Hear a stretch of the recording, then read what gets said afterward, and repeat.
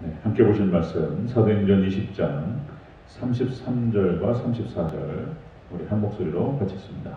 시작. 내가 아무의 은이나 금이나 의복을 탐하지 아니하였고 여러분이 아는 바와 같이 이 손으로 나와 내 동행들이 쓰는 것을 충당하여. 아멘.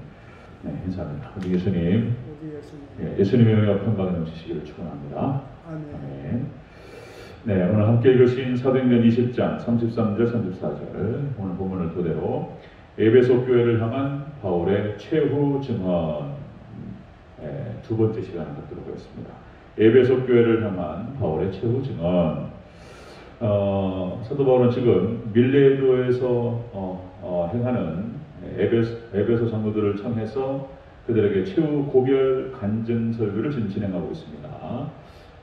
내일이면 이제 설교가 끝날 것 같습니다. 지금까지 이제 이 간증 고별 설교는 두 개의 구조로 되어 있습니다. 첫 번째가 이제 에베소 교회에서 사역을 하면서 어떻게 해왔는지에 대해서 상기시키고, 두 번째로는 이제 에베소 성도들을 향해서 구체적인 권면을 하는 내용이 되겠습니다.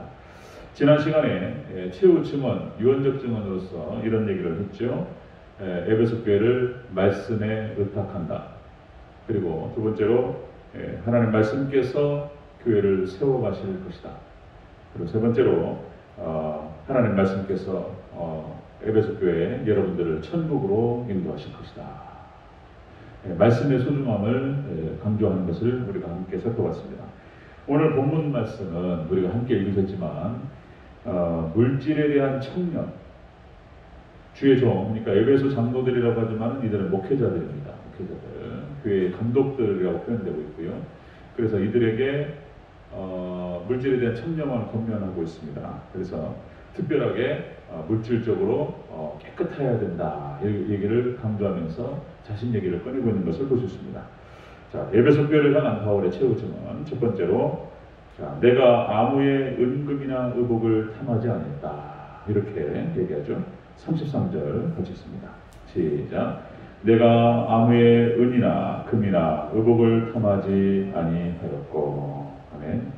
사도 바울이 그렇게 표현합니다. 나는 탐심을 쫓지 않았다, 이렇게 얘기하죠. 나는 물질에 대해서 탐심을 쫓지 않았다, 이렇게 얘기합니다. 여기서 탐하지 않았다, 이 탐하다라고 하는 뜻이 원어 뜻이 소망하다, 몹시 갈망하다, 그런 뜻입니다. 그러니까 사도 바울이 목회사역 에베소 교회에서의 사역을 진행하는 동안, 지금까지 쭉 그래왔지만 사도 바울은 물질에 있어서 물질에 소망을 두거나 물질을 갈망하거나 그러지 않았다라고 하는 것입니다. 뭐 하나님보다 물질을 사랑하지 않았다, 뭐 이건 말할 것도 없고, 이 물질 때문에 타락을 하죠. 물질 문제가 가장 큰 시험이라고 말씀드렸습니다. 물질 문제가 가장 큰 시험이고, 그래서 역시 이제 물질 때문에 양심을 팔고 영혼을 팔아요. 뭐 이제 가룟 유다가 이제 대표적으로 물질 때문에 넘어지는 그런 모습을 볼 수가 있고요. 그리고 이제 구약 성경에서는 이제 역시 발람 선지자가 뇌물을 받고 이스라엘에 걸림돌을 주는 모습을 볼 수 있습니다. 요한계시록 2장 14절에 나오죠. 발람이 뇌물을 받고 우상 제물을 먹게 하고 행음하는 쪽으로 유도했다. 그러니까 이게 선지자는 자들이 이렇게 하는 게 맞는가. 그리고 거짓 선자들 이사야서에 나오죠. 거짓 선자의 특징이 뭐냐면 족한 줄 모른다는 거예요. 아무리 먹어도 계속 배가 고파. 족한 줄을 알지 못하고 물질에 탐심을 갖는 것을 볼 수 있습니다. 자, 오늘 본문은 그런 얘기를 하는 것입니다. 물질에 대해서 물질 문제는 이제 신앙의 우선순위 문제고 관리 문제다 라고 하는 것인데요. 역시 이제 우리가 이제 그 청빈과 가난이 청빈과 가난만이 덕이 되는 것인가, 이런 문제예요. 참 어렵고 어려운 문제입니다. 우리 이제 구약 성경에 나타나는 믿음의 선진들의 모습을 보면은 하나님께서 우리 신명기 말씀을 살펴보면서 말씀드렸죠. 부자라고 하는 것은, 물질 축복이라고 하는 것은 하나님께 주신 것이고, 그리고 부유하게 하셨습니다.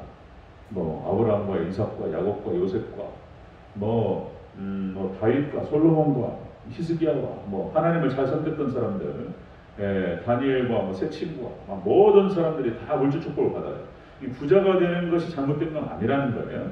이 부자가 된 다음에도 하나님에 대한 욕도 마찬가지고 정확하게 중심을 딱 지키고 하나님보다 물질을 사랑하거나 탐심을 추구하거나 이렇게 하지 않고 중심을 잡고 물질을 잘 사용하면 되는 것입니다. 반드시 가난해야 되고 그리고 청빈만이 능사는 아니다. 그래서 여러분들 믿음으로 여러분들 물질 관리를 잘 하시기를 축원합니다. 근데 여기서 본문은 무슨 얘기냐면 죄적 문제예요. 죄적 문제. 그러니까 이제 사도 바울이 어떻게 물질에 대해서 관계를 가졌고 그리고 에베소 장로들에게 물질 관계를 어떻게 해야 될 것인가에 대해서 지금 권면하는 것인데 물질 문제에 있어서 청빈해야 된다. 아니 깨끗해야 된다. 이 얘기를 하고 있는 것입니다. 관련된 근거 구절을 생각하면 이렇습니다. 마태복음 10장에서 예수님께서 이제 70명의 제자들을 보내시면서 파송하세요. 그리고 이제 병을 고치는 은사와 그리고 이제 귀신을 쫓아내는 능력을 주십니다.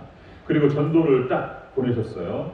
자, 그러면서 이렇게 말씀하셨습니다. 마태복음 10장 9절 10절 전대에 은금이나 동을 가지지 말고 배낭이나 두보로 신이나 지팡이를 가지지 말고 일꾼이 자기 먹을 것을 받는 것이 마땅하니라. 전대라고 하는 것은 지갑을 말하는 것입니다. 그러니까 70명의 제자들에게 돈을 갖지 말라 이렇게 말씀하셨어요. 돈을 갖지 말라. 그리고 두보로도 갖지 말고 옷을 갈아입어야 되는데 두보로도 갖지 말고 지팡이도 갖지 말고 신발도 하나 이상 갖지 말고. 그러니까 이제 주의 종들이 하나님께서 다 채워주신다는 거예요. 이렇게 말씀하면 전대 돈 갖지 말라고 말씀하셨습니다. 그런데 누가복음 22장 35절 36절 말씀에서 이제 조금 바뀝니다. 이것이 어떻게 바뀌냐면 예수님께서 이제 제자들을 데리시고 최후의 만찬, 주의 만찬을 진행하시고 제자 베드로에게 이렇게 말씀하세요. 네가 오늘 닭 울기 전에 나를 3번 부인하리라. 그리고 바로 그 새벽에 베드로가 3번 부인하죠. 이 말씀을 하시고 어떤 말씀을 하시냐면 이렇게 말씀하세요. 내가 너희를 전대와 배낭이나 신발도 없이 보내었을 때에 부족한 것이 있었느냐? 그러니까 대답이 나오죠. 없었나이다. 이렇게 대답합니다. 그러니까 36절에서 이렇게 말씀하세요. 자, 이제는 전대가 있는 자는 가질 것이요 배낭도 그리하고 검이 없는 자는 겉옷을 팔아서라도 검을 사라. 이렇게 말씀하세요. 그러니까 이제 여기서 이제는이라고 하는 원어 뜻이 그런 뜻입니다. 그러나 지금은 이런 뜻인데요. 그러나 지금은 그러니까 이게 헬라 원어로 알라닌이라는 뜻인데 알라닌 이것이 이제 상황이 바뀌었다는 것입니다. 예수님께서 공생에 계셨고 그리고 이제 제자들과 함께 하셨고 거기서 예수님 다 하나님께 책임져 주시고 인도하셨어요. 근데 예수님께서 이제 십자가를 지시고 돌아가시는 거예요. 이제 하늘로 가시고 이제 제자들만 이 땅에 남게 될 것입니다. 상황이 바뀝니다. 그러니까 인심이 달라졌어요. 인심이 달라지고 활동 무대에 제약을 받게 됩니다. 그러니까 예수님께서 제자들에게 전대를 가지라. 돈을 가지라고 말씀하신단 말이죠. 그리고 뭐 배낭도 그리하고 배낭에다가 여러 가지 적동산을 넣어야 되잖아요. 그 배낭도 갖지 말라고 말씀드렸단 말이죠. 어디 가서 돈을 두드려서 거기 안에 거하라. 그리고 만약 거기서 영접하지 않으면 털고 나와라. 그리고 이제 일꾼들은 반드시 하나님께 책임지신다. 이렇게 말씀하셨는데 이제 상황이 달라졌고 이제 예수님께서 말씀하세요. 전대를 가지고 배낭도 갖고 그리고 검이 없는 자는 겉옷을 팔아서 이것을 사라. 검을 사라. 이런 말씀하시는데 이 말씀 검이 없는 자는 겉옷을 팔아서 사라는 말씀은 신명기서 24장 12절 13절 말씀인데요. 이게 무슨 얘기냐면 돈이 없는 사람이 이스라엘에서 저녁에 낮에 겉옷을 맡겨가지고 돈을 빌려요. 그런데 그러면 저녁에 돈을 갚지 않는다 할지라도 겉옷은 돌려주라는 거예요. 팔레스타인 지역에 이렇게 이제 일교차가 심하기 때문에 낮에는 더워요. 근데 밤에는 추워요. 겉옷이 없으면 저체온증으로 죽습니다. 그러니까 이제 하나님께 정하신 규례예요. 돈을 돌려주지 않았다 할지라도 이 겉옷을 맡겨가지고 돈을 빌려갔는데 돈을 받지 못했다 할지라도 겉옷을 주라 말이에요. 그럼 그 사람이 겉옷을 입고 그 따뜻하게 잠을 자면서 그 이 겉옷을 돌려준 그 전당포 그 주인에 대해서 감사한 마음을 가지고 잘 것이다. 이것이 너에게 복이 될 것이다. 이런 말씀이란 말이죠. 그게 무슨 말이냐면 겉옷을 팔아서 검을 사라는 것은 이 검이라고 하는 것은 말씀을 상징합니다. 겉옷을 팔아버린다라고 하는 것은 저녁이 되면은 얼어 죽을 수도 있는 그런 상황이 올 수 있음에도 불구하고 그것보다 검을 갖는 것이 중요하다는 얘기를 말씀하시는 거예요. 마지막 종말사역, 그러니까 주의 종들이 사역을 진행할 때에 목숨보다도 소중한 것이 말씀이라는 말씀을 하시는 거예요. 말씀. 겉옷을 팔아서라도 말씀을 사라. 이런 뜻이었습니다. 이런 말씀을 종합해볼 때 역시 이제 사도 바울은 물질에 깨끗했고요. 에베소 교회를 향해서 바울이 최후 증언을 하면서 탐심을 쫓지 않았다. 주의 종도 마찬가지고 모든 성도도 마찬가지입니다. 물질을 하나님께 주실 때 갖되 탐심을 이길 수 있는 그런 믿음이 더 있으시기를 축원합니다. 믿음을 이겨야 됩니다. 마찬가지입니다. 자, 두 번째 보겠습니다. 두 번째. 에베소 교회를 향한 바울의 최후 증언 두 번째. 자, 손으로 자기와 동행들의 쓸 것을 충동했다. 이렇게 나오죠. 34절을 같이습니다. 시작. 여러분이 아는 바와 같이 이 손으로 나와 내 동행들이 쓰는 것을 충당하여. 아멘. 자기 손으로 자기와 동행들이 쓸 것을 충당했다. 근데 사도 바울이 자비량으로 선교했다는 얘기를 여기서 나온 거예요. 자비량 선교. 그러니까 교회에서 사례를 받지 않았고, 그리고 누구에도 후원을 받지 않았고, 온전히 자기가 밤낮으로 일했다는 거예요. 밤낮으로 일해서 이 손으로 쓸 것을 충당했다. 이런 얘기인데요. 이제 이 얘기는 역시 이제 사도 바울의 특수한 상황을 얘기하는 것입니다. 특수한 상황. 그러니까 어떤 한 곳에 정착해서 목회를 했던 것이 아니고 전도 여행을 진행하는 그런 과정이었습니다. 1차, 2차, 3차 전도 여행, 선교 사역을 진행하는 과정이었고 목회는 좀 달라요. 한 지역에서 10년, 20년, 30년, 40년을 갖다가 머물러야 되는 그런 상황. 사도 바울의 특수한 상황이었습니다.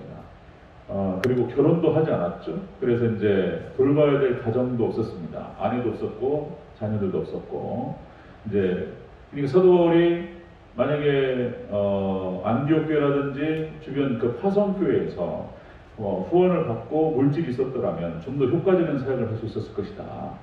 그런데 물질에 대해서 깨끗하기 위해서 그 부담을 에베소 교회에게 지우지 않았습니다. 그러니까 이제 사도 바울이 철저하게 자기가 충당해서 물질을 사용했고요. 그런 모습을 볼 수 있죠. 이런 것들은 이제 사도 바울의 특수한 그런 상황을 얘기하는 것이다. 독신 문제가 나오죠. 독신 문제는 독신 문제는 고린도전서 7장 25절 40절 말씀에 나와요. 독신 문제는 이제 거기 고린도전서 7장 25절 40절에서 이렇게 정리합니다. 할 수만 있으면 혼자 살아라. 그리고 두 번째, 그것도 부르심에 따라서 하라. 부르심에 따라서 독신의 은사가 있는 사람이 있습니다. 부르심에 따라서 하고 세 번째로 범죄 가능성이 있으면 결혼하라. 이렇게 얘기했고요. 네 번째로 재혼을 하려거든 주 안에서 하라. 이렇게 이제 정리를 합니다. 그리고 사도 바울은 독신으로 온전히 주님을 섬겼습니다. 이것도 이제 사도 바울의 이제 특수한 사례고요. 쭉 보면은 그렇습니다. 모세도 가정이 있었고 구약의 선지자들도 다 가정이 있었습니다. 그리고 신약에 나타나는 이제 사도들도 다 가정이 있었어요.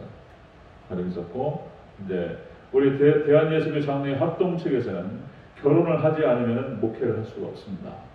그러니까 이제 사도 바울의 사례를 가지고 일반화를 시키거나 제도화를 시킬 수는 없어요. 그러니까 이제 중세의 이제 독신을 지금 캐톨릭이 독신을 갖다가 이제 제도화를 시켰는데 이것이 이제 중세가 타락하는 또 중요한 하나의 포인트가 됩니다. 그러니까 이제 독신에 대한 스트레스가 너무 강하니까 이게 어려운 문제예요. 이게 그래서 이제 아까 말씀드렸던 고린도전 7장의 기준을 가지고 해야 되는데 고린도 7장 25절부터 40절까지의 기준을 가지고 해야 되는데 제도화 시켜버리니까 이제 수녀님들 그다음에 신부님들 그죠? 이분들이 거의 다 그렇습니다. 다 알코올 중독이 알코올 중독. 독신에 대한 스트레스가 너무 강해서 그러니까 이제 그냥 거의 술로 그냥 거의 대부분이 그렇고요. 그리고 이제 다 또 담배, 꼴초 막 이런 분들 많습니다. 그러니까 이제 저기 서강대 총장이었던 한홍 총장님 같은 경우도 그때 한번 인터뷰 나오는데 담배를 갖다가 물고 살아요. 이분은 이렇게 표현하시더라고요. 담배가 자기한테는 비타민이 돼요.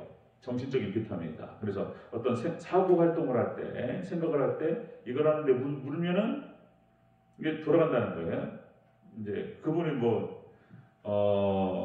성경에서 담배에 대한 구체적인 언급이 나오지 않기 때문에 건덕의 문제로만 나오고 그래서 이제 캐톨릭은 다 허락을 합니다. 술, 담배 신부님들한테 다 허락을 하는데 독신에 대한 그 스트레스 때문에 어렵습니다. 그래서 자, 이런 문제가 있었습니다. 여기서 본문의 핵심은 그것입니다. 본문의 핵심은 사도 바울이 물질 문제에 있어서 깨끗하려고 얼마나 노력했는지 그리고 에베소 장로들에게 목회자들에게 앞으로 목회 현장에서 얼마나 물질 문제에 있어서 깨끗해야 될 것인지에 대해서 권면하는 내용이 되겠습니다. 자, 에베소 교회를 향해서 바울의 최후 증언은 그것이었다. 탐심을 쫓지 않았고 그리고 두 번째 자비량으로 사역을 감당했다 라고 하는 것입니다.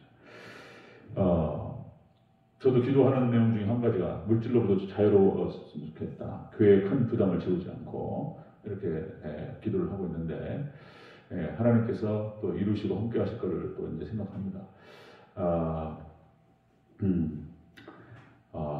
특별히 물질 문제 저도 그렇고 그리고 또 우리 성도님들 믿음으로 승리하시기를 주의 이름으로 축원합니다. 기도하겠습니다.